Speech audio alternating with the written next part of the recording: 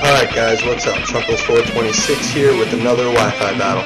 This is for a Ruubers tournament, which, in case you don't know, that's 5 RU guys and 1 Uber. Alright, this is against ShowPokemon here. And we're going to lead off here. He's going to set up his Stealth Rock, so I'll lead off with my Quillfish. This is a set from the Acoustic kind as well as an Electrobite you're going to see. He sets up his Stealth Rocks right away. I'm going to go straight for the waterfall. The quicker the better. I do not want any chances. So I'm going to waterfall, going to kill it off. He sends in his Choice Scout Rotom, I'm going to assume. Predicting a Leaf Storm, I decided to switch into Tangrowth to see what goes on. Instead he decides to Volt Switch, which I take decently well. So, you know, we got that going. His Uber for this match would be a Blaziken. So, I mean, that's pretty cool. So, you know, fearing anything Blaziken has to offer, I go into Quillfish with that Tournement. And with that going on, you know, he's going to set up a Swords Dance for the switch. This Quillfish is going to be my MVP of this game, because you're going to see why in a minute, right after this whole little Black Sludge recovery. Just look at him. It's going to be amazing. He's going to baton pass. That surprised me right off the bat. I thought he was just going to go for another Swords Dance or something. I'm going to directly haze, man. This Quillfish just trolled on his entire team on this one. So I'm going to set up some spikes as he goes into his Munchlax. And he's going to set up some curses, which this was kind of new to me. I've never seen really a cursing Munchlax. Surprisingly, I don't go for the second layer, or do I? No, I go straight for the haste because I don't want him setting up. I don't know what he's going to do. I'm predicting some sort of body slam or something. Something of that sort. So, you know, I do that. I'm going to set up my second layer just so I can be more of a bitch in this case. You're going to see later that I have a huge plan altogether. I'm going to set up every type of entry hazard that you could possibly set up. Yeah, see, there we go. I'm going to start my 1 layer of spikes. Again, predicting this Leaf Storm, I'm going to go straight back into Tangrowth. But again, he's going to Volt Switch right back out. So, I mean, it's not really going to, you know, it's basically back to square one. And if I'm right, he goes back into his Blaziken, which you can assume what's going to happen next. It's almost like a except this time that was Toxic, which is pretty good in my opinion. So, whatever, that goes on. Like I said, he's probably going to Swords Dance. I talked to him after the battle or whatever. He said that his main strategy here was that he wanted to Swords Dance, get some speed boosts, just so he could pass one of his little RU guys. I'm going to assume this main one was Munchlax, but I go straight out to Quillfish just to break that chain. I get the Intimidate off. That did a nice chunk for max defense Quillfish. That did an amazing chunk. So, and that's after an Intimidate. I wouldn't even want to deal with this thing. So he's going to set up a Swords Dance. I'm going to go straight for the haze, because I know, yeah, no, this isn't going to really help. So, like, you know, I don't want him to get the upper hand on this. So, I think he's going to go, switch out straight. No, what he does here is that he baton passes into his Munchlax again. Really? Baton?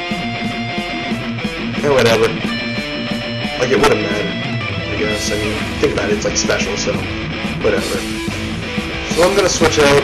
But this time, I decided to make the different play into Super Robot Monkey Team Hyperforce Go. And, yeah, he somehow took that. I don't get how. Apparently, he must have some bulk to him. So with that, he Volt Switches out into his Magmortar. Now, this may or may not be a crucial part of the game. I got a crit on this U-turn.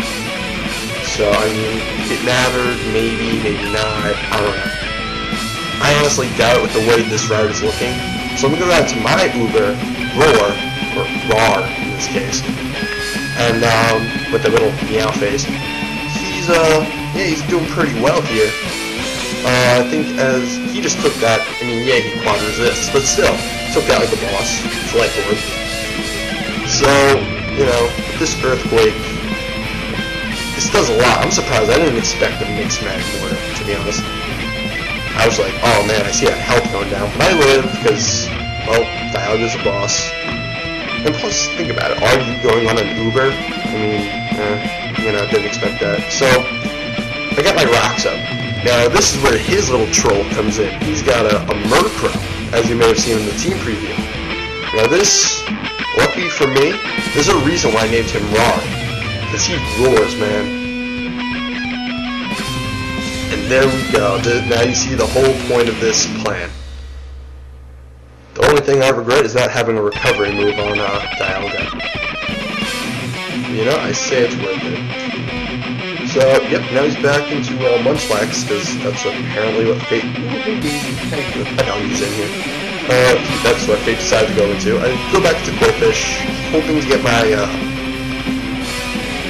my spikes back up. I think he's gonna go back into... I want to say he goes back into Murkrow right now, regardless of the curse. I want to say that. Yeah. Alright. If you don't know, this is an Elo set, or Quadrant 66, whatever you know it is. And what this does, it's Meme Look, Roost, I'm pretty sure it has Taunt as well. And it also has Perish Song. Now, what this does, that Murkrow with Evolite is a bulky son of a bird, I suppose. This max defense, this is nothing to mess around with, and I figured out this max defense. As you can see, Perish Song, 3 turns you're dead. And with Meme Look, that's horrible. And his Dream World ability, Prankster, means that every non-attacking move goes first, so it's just horrible to deal with. So with this going on, you know, yeah, I'm sadly gonna have to follow out my Quillfish, but you know what, I say it's worth it, because of the fact of getting up all my spikes will be even better for later. But sadly, Quillfish will have to be fired out, preventing that 6-0 now. But in the meantime, I was just really hoping for a crit or something, just to, you know, wear down, you know, this. And then he's going back out to Rotom, I don't know, because he's probably just going to go for the Scouting Bolt switch, just to see what I do. So, yep, there goes Quillfish, sadly. But he's one of the MVPs of this game, I gotta say, because he just started doing work. So now we're back out to Tangrowth. I'm expecting Volt Switch or at least Storm. I'm not sure what to expect. I should have expected this Hidden Power Ice though. But I didn't, so, I mean, and I predicted a Switch, so that's why I did Deep Seed. And, yeah, so I said, alright, you know what, I know he's choiced, obviously, come on. Most Rotom are.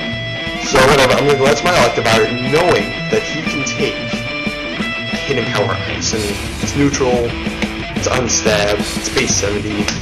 Electivire must have some decent bulk. So whatever, on the Switch I'm predicting, you know, obviously a Switch.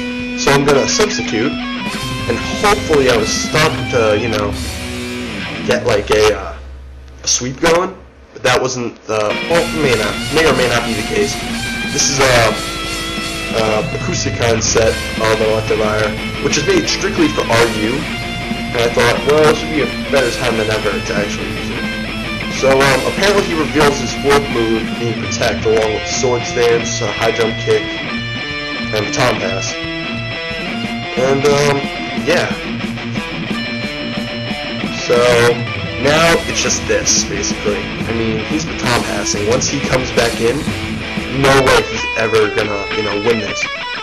So, however, with all this damage going on, I'm gonna go for that safe Thunder Punch, not knowing what's really gonna come in. And, yeah. So there goes the Munchlax, and now all he has left is his Murkrow, Blaziken, Murkrow, Honchkrow, no, Murkrow, yeah. Murkrow, Blaziken, and Rotom. Pretty sure that's what he has left. Yeah, that is what he has. So he predicts some sort of switch, and then goes out to Rotom. And I am max specialty on this, so you know, this is pretty good in my opinion. He's gonna take out like a boss, obviously resisting, and he's gonna just throw a flamethrower right in that Rotom's face. That's another one off the chart, basically. And now all that's left really is his Murkrow, not his Honchkrow, his Murkrow. I was just about to say Murkrow, and his Blaziken. But he sent out his Murkrow. I roared, so I could. So he has no other options left. He's gonna perish. So I mean, he's basically gonna kill himself. So there goes his Blaziken. That was good game, ShowPokemon. Wow. And yeah, I can get this up before 12 o'clock. Happy New Year to you all. Alright guys, peace.